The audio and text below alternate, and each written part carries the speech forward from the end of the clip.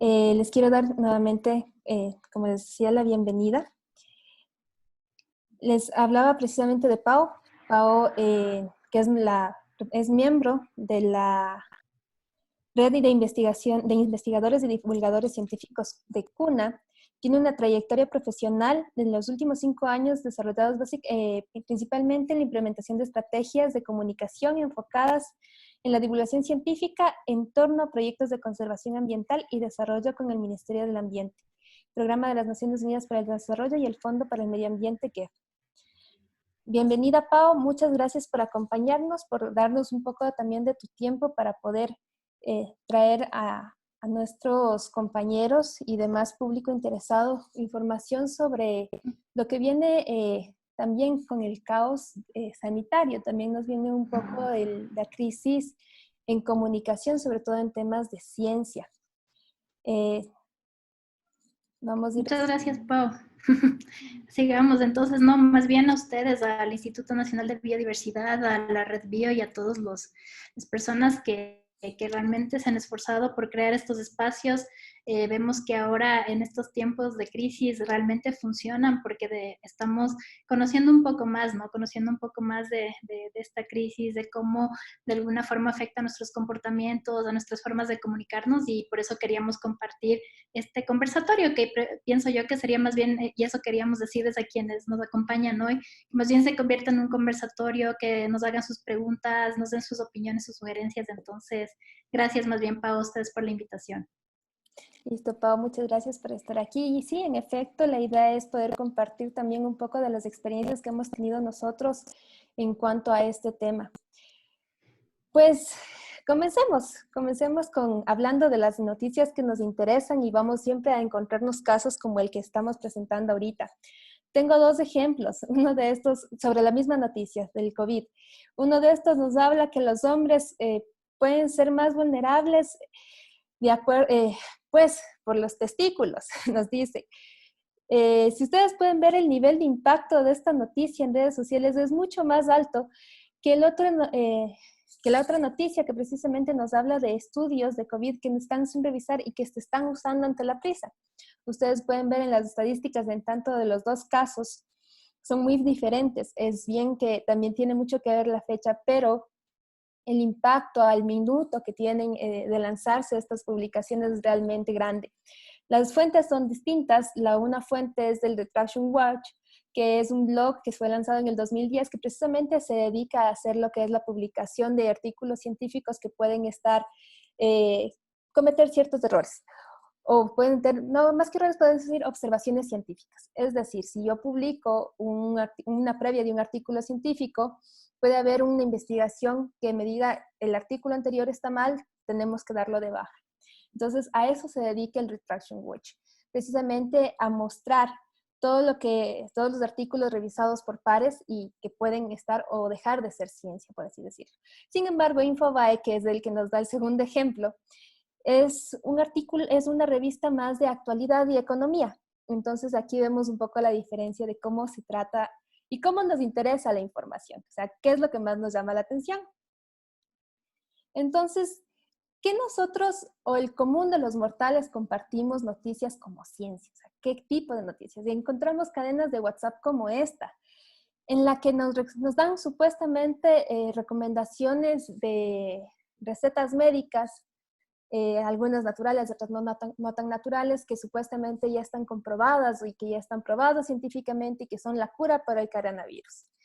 También tenemos otro tipo de noticias falsas, entonces, que también nos dicen que van a pasar la sanidad, que van a hacer fumigación casa a casa. Entonces, son cosas que generan confusión. Muchas de estas incluso vienen acompañadas de links que tienen parte de verdad. Entonces, por ejemplo, te dice el profesor de fisiología de Japón, el Tatsuku Honko, y te ponen el link de Wikipedia que precisamente te manda la biografía. Entonces, parte de esto es verdad. Existe un doctor Tatsuku Honko, pero no te dice que este doctor precisamente te está dando esta realidad o esta receta que está descrita en el mensaje de WhatsApp. Entonces, hay que darse cuenta que cada crisis que sucede o que se genera te da una oportunidad para lograr o para buscar que se propaguen las fake news. Antes de divulgar, nosotros tenemos que ser muy críticos en este punto y entender que cada fake news tiene un propósito detrás. Primero, generar un clickbait. ¿Qué es un clickbait? Es un ciberanzuelo, como lo dicen. Precisamente lo que busca es, con títulos atrayentes, llamativos, generar más curiosidad hacia esa nota para que la gente ingrese. Ingresas a páginas que tienen muchas noticias más similares, pero lo que hacen estos sitios básicamente es vender por publicidad. Entonces lo que ellos logran es ganar dinero por cada vez que alguien ingrese a esa noticia. Es una de las causas principales del por qué divulgar fake news. Y la segunda es un interés ideológico. Es decir, no tengo mi rival político y tengo que desestabilizar, este gobierno con una nueva ideología, que también sucede mucho en nuestro medio sobre todo. ¿Cuál es el peligro?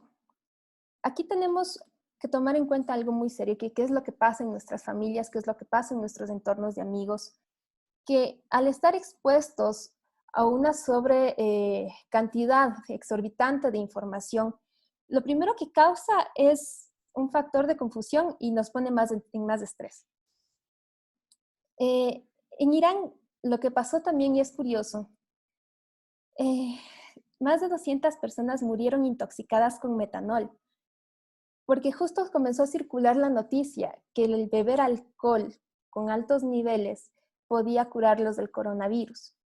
A partir de este rumor circulante en WhatsApp, la gente comenzó a tener ya estragos de salud súper graves, como se dice, como lo que pasó en Irán. 200 personas fallecieron a partir de hacer caso a estos fake news. Y esto sucede porque la ciencia tiene sus propios problemas, porque lastimosamente la ciencia no corre tan rápido como corren las noticias. A partir de esto también han nacido otras problemáticas. Y claro, o sea, la misma comunidad científica comenzó a cuestionarse por qué, cómo ellos pueden cambiar la forma de hacer ciencia. Y a partir de esto comenzaron a dejarse libres ciertas revisiones antes de ser consideradas revisiones científicas. Muchos de nuestros compañeros que son biólogos, que son investigadores, saben que el proceso de hacer ciencia precisamente no es rápido, o sea, no es un tema de hoy encontré la especie y la publico mañana, es un tema que necesito que exista una revisión, necesito hacer una revisión previa, necesito comparar bibliografía y necesito enviar a una revista que ésta se haga otra revisión. Y esos son procesos que realmente pueden demorarse no solo meses, sino incluso años. Esto, en esta emergencia, lo que ha obligado es que muchas revistas abran sus restricciones y permitan ver lo que sería un preprint, un artículo preliminar de un artículo científico que precisamente no puede ser calificado como ciencia. Sin embargo, esto, sumado a los medios de comunicación y la ansiedad de obtener información, ha generado un caos dentro del conocimiento, teniendo muchas supuestas recetas o muchas supuestas soluciones que aún ni siquiera son concluyentes. Algo de esto pasó precisamente con algunos medicamentos. Un ejemplo fue la cloroquina, que si bien se comenzó a utilizar mucho en varias instituciones médicas, hasta el momento no se habla que sea un medicamento o que dé una solución definitiva. Y precisamente hay los ciertos estudios científicos que dicen, o sea, aún es inconcluyente.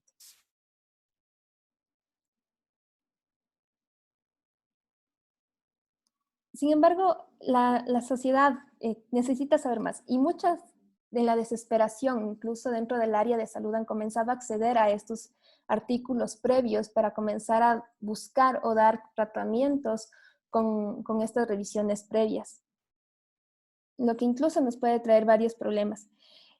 Hay una frase súper interesante que dijo Holden Trump en la revista Science. Dice, es difícil compartir el progreso con advertencias adecuadas sobre cuánto tiempo pueden tomar las cosas o si funcionarán en absoluto. Eso es no solo arreglar el avión mientras está volando, sino arreglar un avión que está volando mientras sus planos aún se están dibujando. Y esa es la comparación que hace hasta de la realidad hasta este momento. Con eso, mi Pau, quiero dar paso a tu exposición porque precisamente Pau nos quiere hablar sobre un estudio que se realizó con la comunidad cuna, eh, Ujú. y dieron unos resultados súper interesantes sobre precisamente cómo el ecuatoriano promedio recibe información, cómo comparte información, y es lo que queríamos también compartirles con ustedes. Te doy Listo, paso, Pau, mi muchas Pau. gracias. Creo que ya has contextualizado bastante bien lo que queríamos compartir hoy con ustedes. Buenas tardes a quienes acaban de sumarse. Como bien lo dijo la Pau, lo que yo quería compartirles hoy es un poco cómo se informan los y las ecuatorianas sobre COVID-19 en atención a lo que estamos viviendo actualmente. Eh, Déjame ver aquí, no puedo pasar. Ahí estamos. Esto es súper conocido para todos, ¿no? Y yo lo había comentado a la Pau hace un ratito. El bombardeo de información, y específicamente en estos tiempos de pandemia, nos lleva a generar confusión, ansiedad e incertidumbre en la sociedad. Es decir, tenemos tanto acceso a tanta información, porque ya vamos a ver a través de qué canales y medios los recibimos, que nos genera una confusión increíble en nuestra mente. No sabemos en qué creer, no sabemos qué información es cierta, no sabemos quién dice la verdad y nuestro cerebro empieza a generar cortocircuitos, ¿no? Porque decimos, en realidad, ¿quién está diciendo la verdad? ¿Cómo saberlo? Pero también se genera otra práctica que es interesante, ¿no? Que también, si bien es cierto que nos sentimos confundidos, nos sentimos con esta ansiedad de información, también empezamos a filtrar. Nuestro cerebro empieza a hacer este ejercicio de analizar, de razonar y de saber por dónde debemos enfocar nuestro interés hacia la comunicación. Entonces es bastante interesante cómo en nosotros empiezan a generarse estos dos tipos de práctica y estos dos tipos de comportamiento en relación a cómo consumimos la información. Eh, para entrar ya a lo que les comentábamos, que queremos darles unos datos súper importantes, les voy a dar unos datos generales como para contextualizar un poco. Sabemos, la información nos llega desde diversos canales y personas. ¿Cuáles son estos canales o medios? Son estos aparatos, estas herramientas comunicacionales a través de los cuales transmitimos la información, transmitimos el mensaje desde el emisor, quien da el mensaje hacia el receptor, a quien recibe. Entonces, nosotros en casa, la mayoría creo tenemos un computador, una tablet, un celular, y muchas veces nosotros mismos nos cautizamos en casa porque está prendida la televisión con el noticiero, con la cadena nacional, luego estamos viendo los mensajes por WhatsApp en el celular, luego en la tablet estamos jugando y he visto personas que hacen como 4 o 5 cosas a la vez y es como también es ahí en donde estamos recibiendo toda esta cantidad de información a través de los diferentes dispositivos que tenemos, ¿no? A través de medios convencionales como la televisión, la radio, a través de estos medios digitales como lo que les decía, la tablet, el teléfono. Entonces, es mucha la información que recibimos desde todos estos dispositivos que tenemos y también desde diferentes personas. Según el Mintel, en datos del 2018, nos dice que 13,6 millones de más de 17 millones de ciudadanos ecuatorianos son usuarios conectados y con Internet. Es decir, el acceso al Internet, a la conexión de información, ahora es mucho más abierto, ¿no es cierto? Entonces, este es un dato súper importante. También nos dice el mismo estudio que 9 de cada 10 hogares al menos poseen un celular con datos. Es decir, también hay un acceso mucho más abierto a la telefonía celular y con datos y conexión al Internet. Otro dato importante es que el 78% de personas entre los 16 y 24 años usa un computador a diario. Esto también nos da otra luz para los resultados que se vienen después. Y el 57% de la población urbana y rural accede a Internet desde sus hogares. Es decir, vamos viendo cómo va creciendo el tema del acceso al Internet.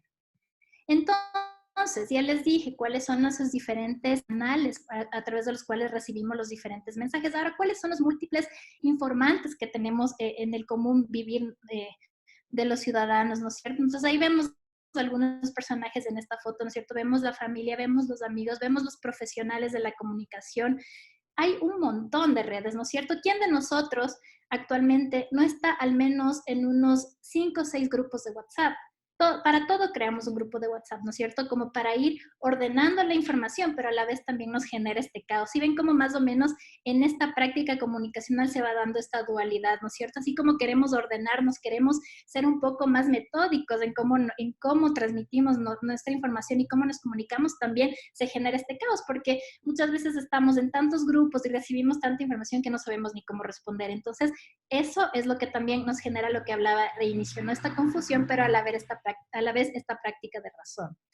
Entonces, en la que ahora soy miembro, como les decía la Pau, la red cuna de comunicadores y divulgadores científicos del Ecuador, nos preguntábamos frente a todo este caos de información, decíamos, ¿qué podemos hacer como para un poco de identificar las formas en las que los ecuatorianos recibimos información? ¿Qué canales usamos? ¿Quiénes son nuestros líderes de opinión? ¿A través de qué medios nosotros consideramos que es importante recibir información? Porque eso es muy importante. Por ponerles un ejemplo muy rápido, en Guayaquil, ¿quiénes son los que informaron en Guayaquil de inicio sobre COVID-19? Eran los influencers, ¿no es cierto? Estos personajes de pantalla, estos personajes de televisión, a quienes los ciudadanos guayaquileños en realidad los consideran sus referentes de la información. ¿Y qué hacían? O sea, lo que estas personas informaban fuera de cualquier base científica, realmente para los compatriotas guayaquileños esto era información veraz, porque simplemente estas personas son sus referentes de comunicación en el día a día. Entonces, al percibir todo esto, nosotros como CUNA, que es lo que les decía, es una red que está conformada por periodistas, comunicadores, divulgadores científicos y obviamente científicos que quieren hacer esta práctica, pensamos que era importante hacer una encuesta, era importante saber cómo los ecuatorianos nos estábamos informando sobre la pandemia que estamos viviendo actualmente. Esta encuesta fue realizada entre el 24 de marzo y el 3 de abril y respondieron 715 personas, ya vamos a ir viendo de dónde. Quienes respondieron a esta encuesta, como pueden ver, la mayoría, el 42%, fueron personas de entre los 29 y 39 años. Y hay un porcentaje mayor de público femenino que masculino. También, quien respondió a la encuesta, vemos ahí que el 49% eran estudiantes, ¿no? Y el 43% eran personas que estaban realizando alguna actividad independiente. Y que la mayoría también vemos que ahí los empleados privados y del servicio público también fueron de los más altos porcentajes. También, ¿de dónde es la gente que participó en esta encuesta? Esto es muy interesante porque nos dice que el 87% fue de la sierra. Entonces, ahí también es como regresar a ver cómo está este tema del acceso al Internet, del acceso a la información que estábamos hablando en un inicio, ¿no es cierto? Pueden ver que la mayoría de encuestados fue de la sierra. Otro dato es qué tan cercanos son al COVID de las personas, ¿no es cierto? ¿Cómo estaban entendiendo el virus de COVID-19? Entonces se les preguntaba, ¿qué sabe del COVID-19? Y ustedes ven un alto porcentaje, el 86% decía que es una pandemia producida por un virus. Es decir, estábamos bastante cercanos a la realidad porque se veía que hay un consumo de información bastante interesante. Y la otra pregunta es, que se hizo fue, ¿conoce alguna persona que haya contraído COVID-19? Y en ese momento hasta el 9 de abril nos decían que no, el 90%. Estoy segura que en este momento sí cambiaría ese porcentaje. Otra pregunta fue, ¿a través de qué medios se informa sobre la propagación del coronavirus en el Ecuador? Y como pueden ver, la mayoría, el 24,7%, nos hablaba de la prensa digital, es decir, de todos los diarios nacionales e internacionales a través de las páginas web. Y el segundo, que no está muy lejano, ¿no? Que está bastante cercano, es a través de la televisión nacional. ¿Con qué frecuencia recibía información? Es muy importante saber, era muy importante saber, y nos dice la mayoría, el 67,2%, que más de 3 veces al día. Eso también nos daba luces para generar ciertas conclusiones.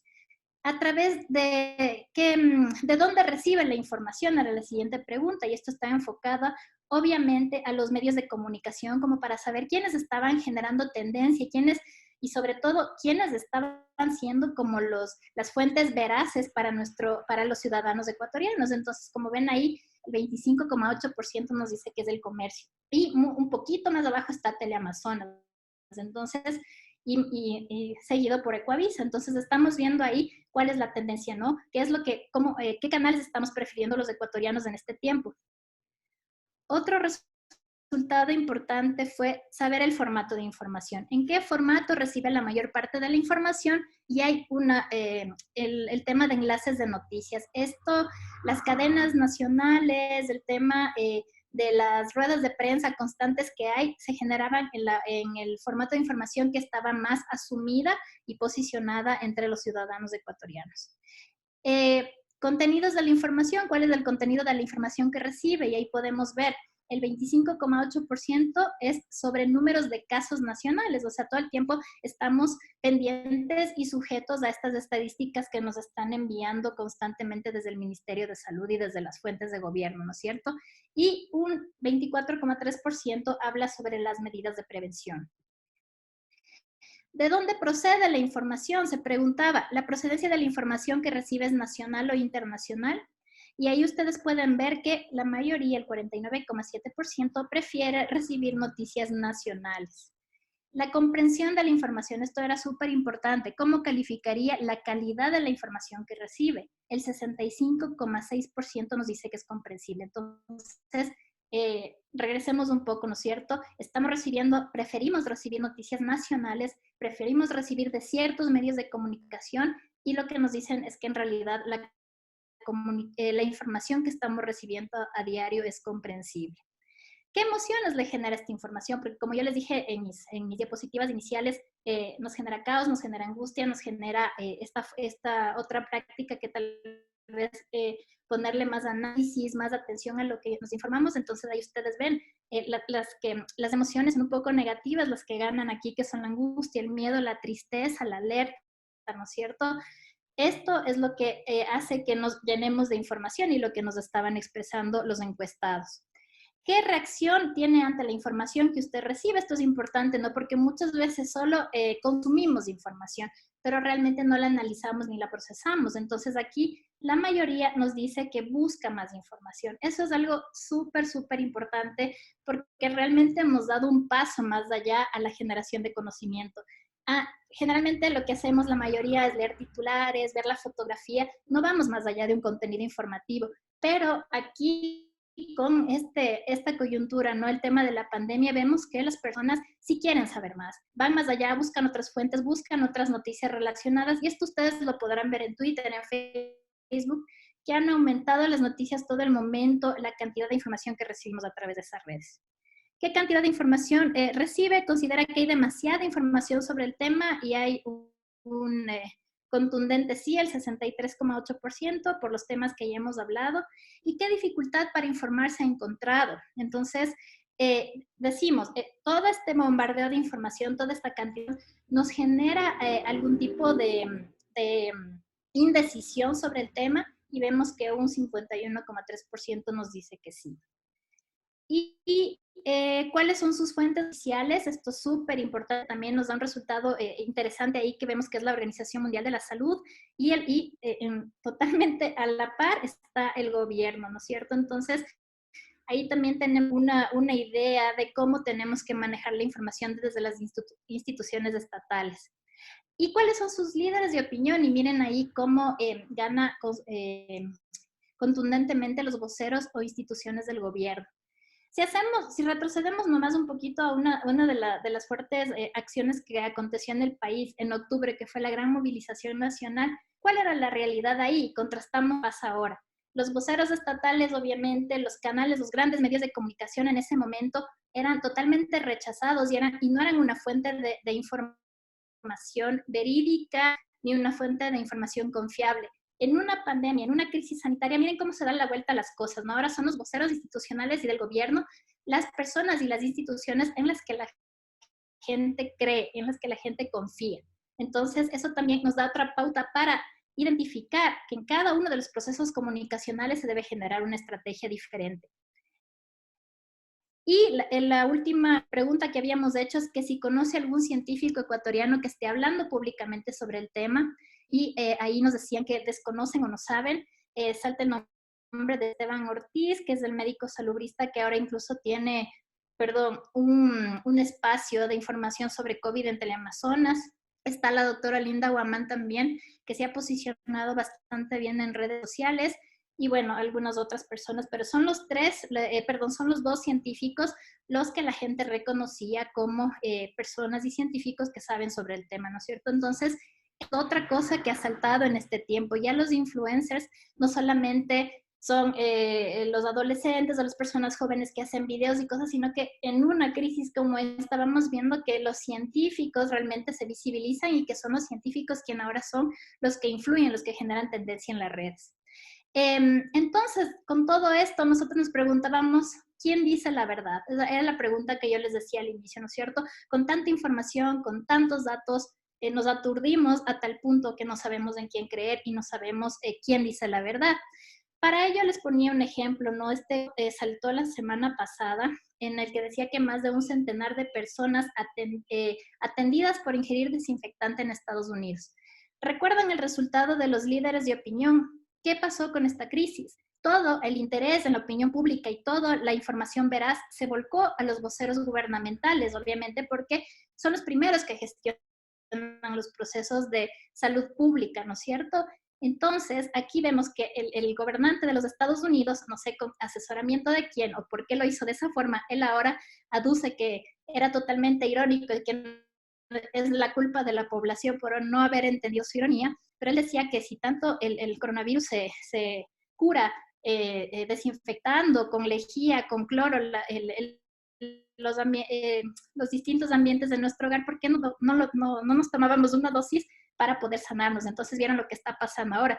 Además, el sistema de salud está colapsando en ese país porque tienen que atender a los intoxicados y también a quienes están con coronavirus. Entonces, es súper importante entender aquí que los líderes gubernamentales son la voz y la gente lo está diciendo, ustedes son la voz, a ustedes les creemos y queremos que ustedes nos informen la verdad. Entonces, es aquí cuando decimos los líderes tienen que tener mucho cuidado y sobre todo tener gente que como asesores, ya no solo comunicacionales ni políticos, sino tener asesores científicos. Y esto lo replico desde Linda Guamán, que en una entrevista decía, hay esa figura en otros países de Europa, hay esa figura en Estados Unidos. Debería implantarse en Latinoamérica, pero desde esta visión correcta, ¿no? Desde que se dé un asesoramiento realmente eficaz. Acá les pongo unos pequeños ejemplos más, ya para ir terminando. Bolsonaro, ¿no? En el comercio decía que el coronavirus es como la lluvia y muchos se mojarán. Mucha gente en Brasil cree en su gobernante y como ustedes verán en las noticias, mucha gente sale sin protección, mucha gente hace su vida normal, hace sus actividades normales, porque su líder, su gobernante les está diciendo que es un tema al que no hay que ponerle la atención necesaria. ¿Qué pasó acá en el Ecuador? Aterrizando un poco más, el ministro de Salud afirmaba que el virus se mantiene en el aire cuando días atrás, y si no es que un día atrás, un informe de la OMS ya decía que esto es totalmente falso. Pero, sin embargo, el ministro de Salud afirmaba eso. Entonces, vamos viendo cómo desde quienes consideramos nuestros líderes de opinión son los primeros que de alguna forma nos desinforman y se genera caos. Entonces, ¿cuál es el papel de la comunicación y la divulgación científica? Ya la Pau un poco les habló de cuáles son los propios problemas de la ciencia, de cuáles son los propios problemas de la comunicación, pero el papel de los comunicadores y divulgadores científicos es primordial para guiar y generar procesos comunicacionales prácticos y con información veraz para la población. Los comunicadores, los periodistas, esto es nuestro deber, pero para los divulgadores científicos, para los científicos es una obligación. Y ahí tengo uno de mis GIFs favoritos que dice Carl Sagan viendo cómo le fallamos, porque él en realidad, bueno, deben conocerle, es uno de los divulgadores científicos más importantes de las últimas décadas. Y él decía, ¿no? Decía, así como se dice que lo que no se comunica no existe, él decía eso, ¿no? Y afirmaba esto, la ciencia que no se comunica pues simplemente no sirve para nada y no existe. Entonces, siguiendo esta línea, ustedes ven lo importante que es generar esta figura de científicos, de asesores de divulgación científica, sobre todo en nuestros gobernantes. ¿Cómo hacerlo? Acá solo voy a poner rápidamente unos ejemplos de lo que hemos trabajado en la red CUNA de divulgadores científicos. Nosotros generamos básicamente algunas actividades ciudadanas, como hicimos el micrófono loco, que fue un stand-up científico en donde participaron de 30 personas científicos, ni siquiera tenían otra carrera si no eran científicos, que se dieron la oportunidad y se animaron a contar de la comedia del stand-up cuáles eran sus estudios. Desarrollado eventos como las Mujeres en la Ciencia, y ven a nuestras compañeras de CUNA que interpretaron el papel de una científica importante en cada década, y esto lo hicimos en el Museo Interactivo de Ciencias. En abril del año pasado hicimos el primer Congreso Nacional de Divulgación Científica del Ecuador, que tuvo una gran acogida. Y bueno, este tipo de eventos más públicos y ciudadanos, digamos. También hemos realizado conversatorios, todo el tiempo estamos un poco metiéndonos en el tema de universidades, de colegios, de escuelas, para llevar la ciencia a espacio, ¿no es cierto? Para enamorar de la ciencia a los chicos que están recién empezando su formación y reconfirmar este don de divulgador científico que tienen personas en sus carreras en las universidades. ¿Y cómo hacerlo también? Es compartiendo otras experiencias. Nosotros nos aliamos con otras iniciativas de divulgación científica, por ejemplo, de España, que es el Big Bang Ciencia, que son científicos súper buenos divulgadores y que también realizan este tipo de eventos públicos, con La Caja y el Gato, que es una iniciativa de Argentina, que son igual ingenieros, químicos, biólogos, que suelen hacer un programa semanal en el que presentan curiosidades de la ciencia. Y aquí en Ecuador, a través de Quinto Pilar Divulga Ciencia, que también tenemos un espacio de radio en la Casa de la Cultura, que son espacios que se alimentan de otras experiencias y que nos ayudan un poco a generar estos procesos de comunicación científica. Y desde mi espacio, ¿qué puedo hacer? Verificar fuentes de información. Ojo que verificar fuentes de información no es solo un tema de los comunicadores, no es solo un tema de los divulgadores. El verificar fuentes es un proceso que todos de alguna forma lo realizamos día a día.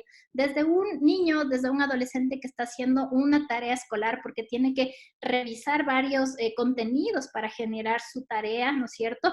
Hasta un científico que está generando un paper, tiene que revisar varias fuentes, varios datos, varios niveles de información. Entonces, eso es algo que como un sentido ético, digamos, o un deber, debemos hacerlo todos.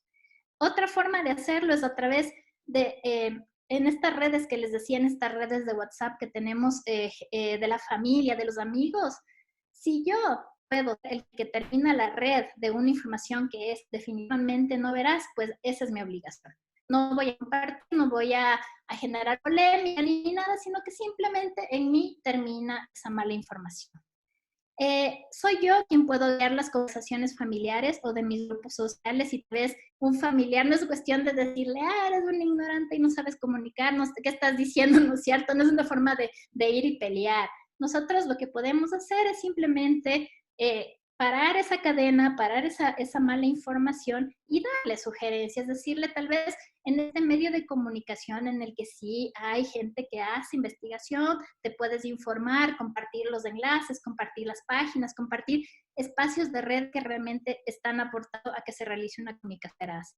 Y otra, compartiendo y difundiendo redes de científicos, que ya lo dije hace un ratito, de periodistas o especialistas que nosotros sepamos. Por ejemplo, yo le hago una propaganda súper grande a Linda Guamán, a Damaris Intriago, porque digo, son chicas científicas que ahora nos están demostrando que saben un montón de cosas, que lo dicen con esta forma didáctica y amigable para todos. Entonces, ¿por qué no recomendar? ¿Por qué no decirle a mi familia, a mi amigo, a mi jefe, a mi colega, hay estas otras fuentes? Y de aquí podemos sacar una información más real.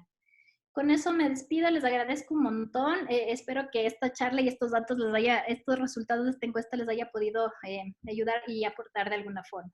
No te vayas todavía, mi Pau, porque todavía vamos a dar un espacio al final de cualquier sí, para claro. preguntas, para dudas, igual para conversar un poco sobre las experiencias de los demás. Y bueno, o sea, también queremos conversar un poquito sobre el tema de, si me permites, voy a compartir la pantalla, de que bueno, o sea, si bien muchos de nosotros hemos visto en las redes sociales un tema de problema, muchos otros han visto como un tema de oportunidad. O sea, como dicen, muchas crisis a veces son pensadas o creídas que es algo negativo, cuando muchas veces es todo lo contrario. Y este es el ejemplo de Sanna Marin en Finlandia. O sea, uno de los países que mejor manejó la crisis precisamente fue Finlandia. Y una de las características de la estrategia de ella fue precisamente utilizar influencers en redes sociales para que manejen precisamente la información. Como decías, Pau, estas crisis nos hacen que las miradas se comiencen a orientar a ciertos canales, tanto los canales oficiales como nuestros influencers, como pasó en Guayaquil. Y precisamente fue aprovechar o ver que estas voces que son escuchadas, que estos canales que son vistos, tengan el mejor manejo comunicacional y tengan precisamente la verificación de la información. Entonces, precisamente, o sea, las mismas redes sociales comenzaron a detectar que existe una confluencia o que ellos eran los medios para comenzar a difundir noticias que no estaban verificadas. ¿Y qué es lo que pasó? Pasó que redes sociales como Facebook, como Instagram, como Twitter comenzaron a dar sus propios resultados. Cuando ustedes buscan, ingresen a Facebook, pongan la palabra coronavirus, ingresen a Instagram o ingresen a Twitter y les van a dar mensajes de alerta y les van a dar recomendaciones de cuáles son los canales oficiales o cuáles son los medios que están dando la información verificada. Al mismo tiempo, también nos pone un desafío, precisamente poder utilizar nosotros como las personas que estamos en los medios de comunicación, que estamos tanto también conectados con parte científica, en poder desarrollar recursos que sean fácilmente entendibles, así como las iniciativas que nos indicaba Pau con Cuna y demás divulgadores científicos, buscan alternativas que sean fácilmente socializadas, que ayuden a democratizar el conocimiento científico. Del mismo modo, hay recursos dentro de la publicidad que pueden ser aterrizados para poder democratizar mejor el conocimiento científico. Como ustedes ven, existen herramientas que han sido utilizadas tanto en infografías, cuestiones visuales que ayudan mucho a que el conocimiento sea mucho más digerible, mucho más entendible. Y por último, hay una parte súper interesante que es lo que nos hablaba la Pau, el tema de recomendar fuentes fiables y fuentes que tienen cierta validez dentro del conocimiento científico. Este tweet fue realmente el detonante para poder dar esta conclusión. Me gustó mucho, si ustedes pueden leerlo. Precisamente dice: mi papá pasa súper informado luego de que le hice seguir a algunos buenos científicos, médicos e investigadores aquí en Twitter.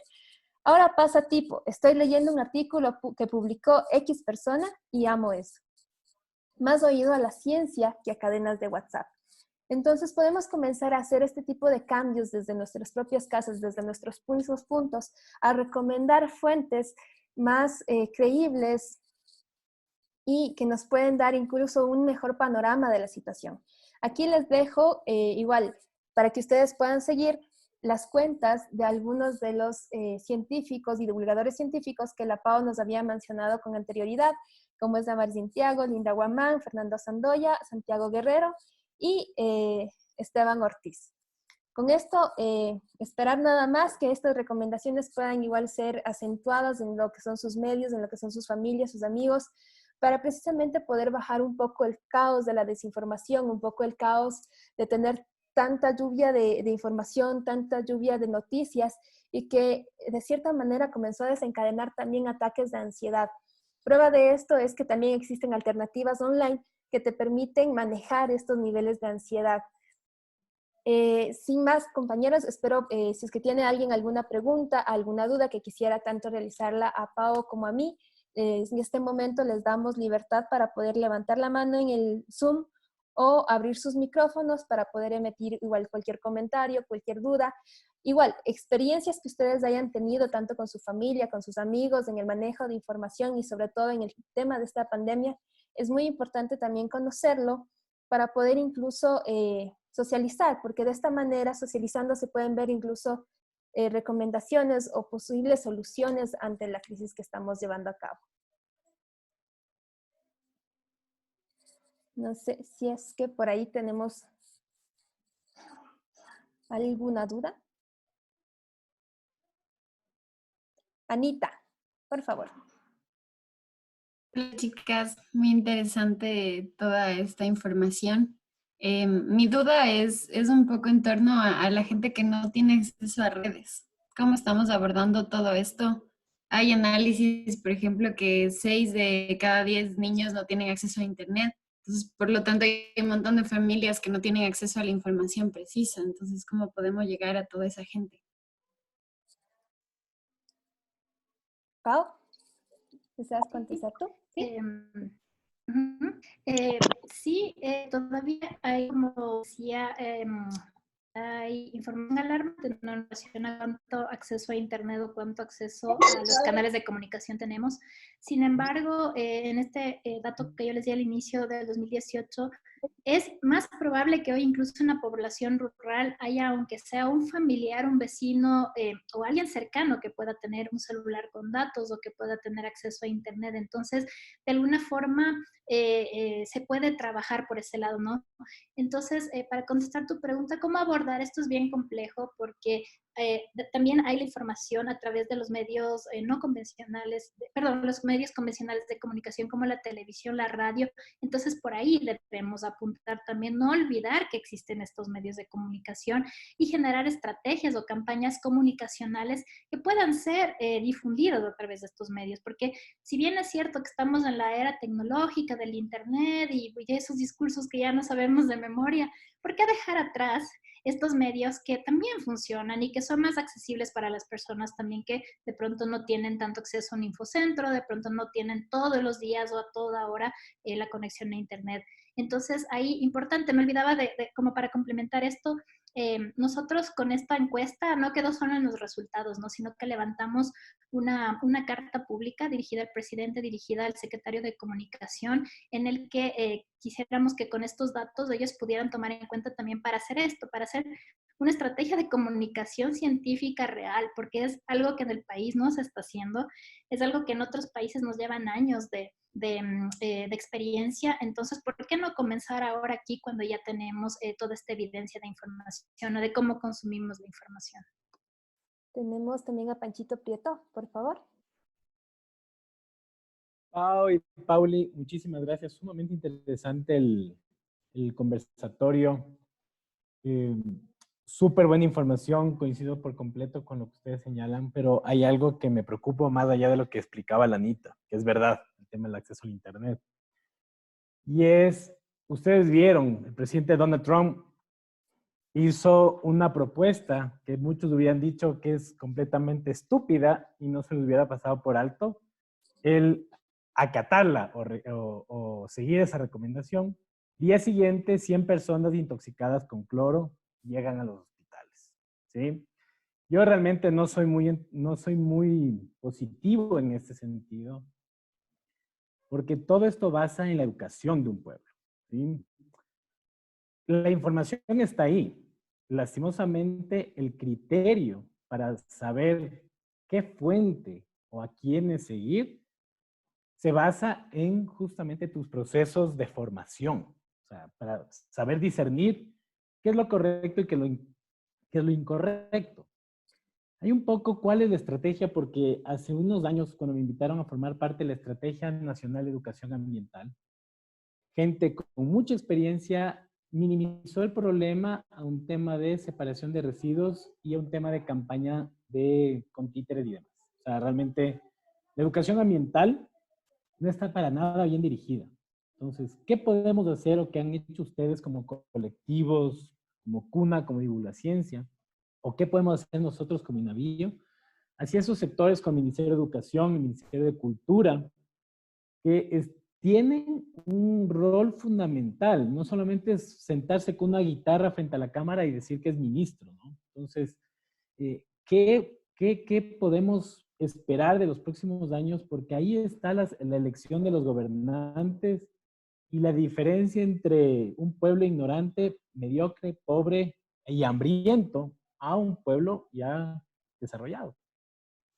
Gracias.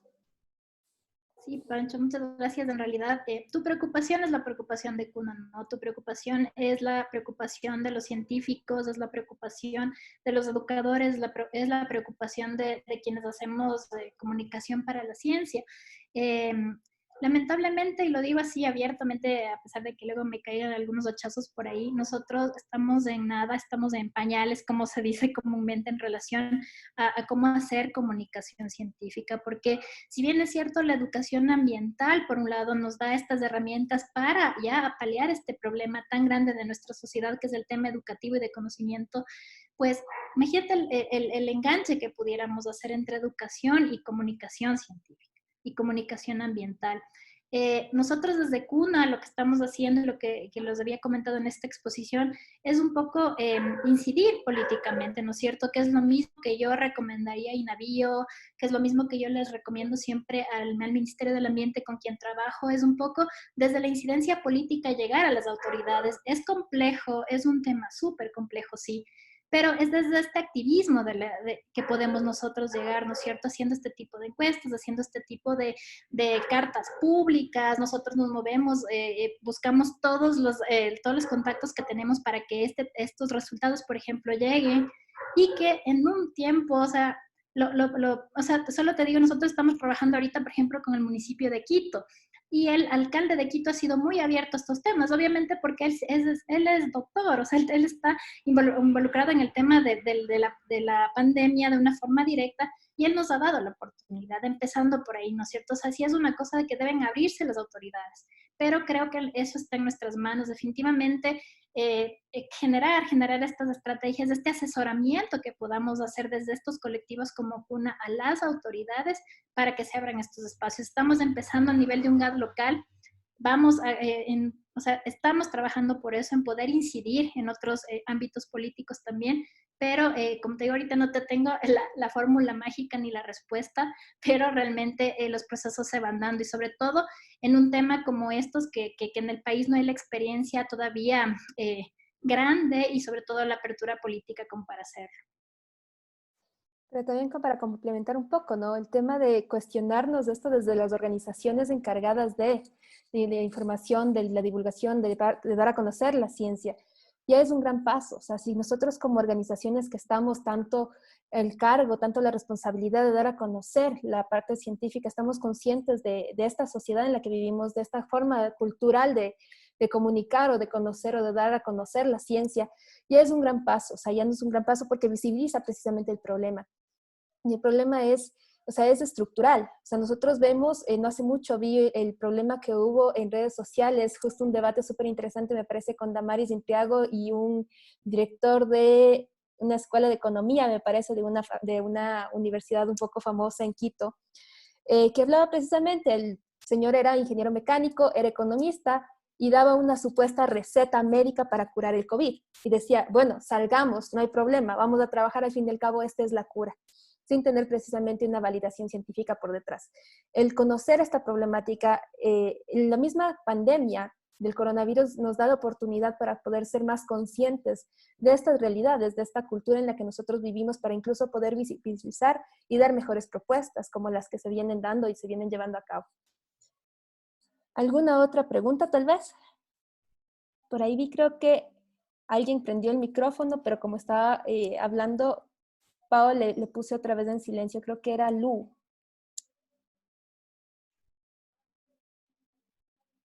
No sé si había otra pregunta, tal vez por ahí. Perdón que me meta yo otra vez. Siga, jefe. No sé si ustedes tienen datos como comunicadoras de qué tan importante o qué tan pertinente, digamos, qué tan beneficioso es tener un pueblo ignorante.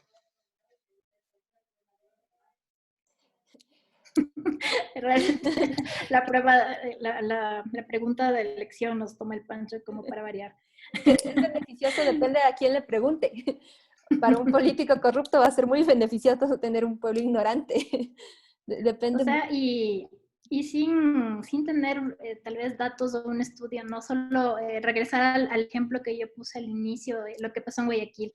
En Guayaquil, quien maneja la información, la cultura y la educación son influencers como participantes de combate, como la persona de la radio que ni siquiera se preparó para ello y lo dice, o un secretario de Cultura de Guayaquil totalmente clasista, que decía que los procesos culturales solo se dan para ciertos sectores de la población.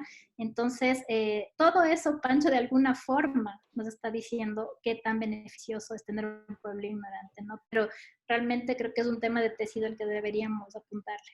O sea, y les comento esto porque estuve un poco cercano al proceso del gobierno anterior de ver a qué candidato colocaba. Fue muy interesante porque ya algunos años atrás iban preparando supuestos líderes, lideresas de las bancadas de los orígenes del movimiento de Revolución Ciudadana. Había gente extraordinaria, les debo decir, no soy para nada afín, ni tampoco, o sea, sí soy un poco más al fin del gobierno anterior, debo decirlo, y trabajé para ellos, obviamente. Y había gente que tú decías, interesante, y los preparaban. Lastimosamente, cuando llegaba un punto de una evaluación, todos ellos fracasaban y eran algunos científicos y eran alguna gente filántropa, gente que tenía llegada, pero no era populista. Entonces, seguimos cayendo en ese mismo modelo, ¿no? O sea, el pueblo elige a sus gobernantes y ahí empieza toda una cola de problemas, ¿no? Entonces, y me acuerdo que tenían estudios, más allá de los estudios del perfil del pueblo, del populismo y lo demás, tenían cifras, o sea, y es un poco lo que quería preguntar. No sé si ustedes, más allá de que obviamente es un candidato populista el que tiene que lanzarse, pero ¿qué otros factores tienen que jugar a ese momento? Que quizás ahí es donde no, la gente que quiere ser líder, que es política o que es científica y que un poco puede dedicarse al tema de la política, por dónde tiene que ir remando para ver por dónde podemos empezar a cambiar, porque ha habido muy buenos ejemplos a nivel global que sí ha ocurrido. O sea, yo lo que te podría decir es que estamos viviendo ese como cambio de chip y de paradigma.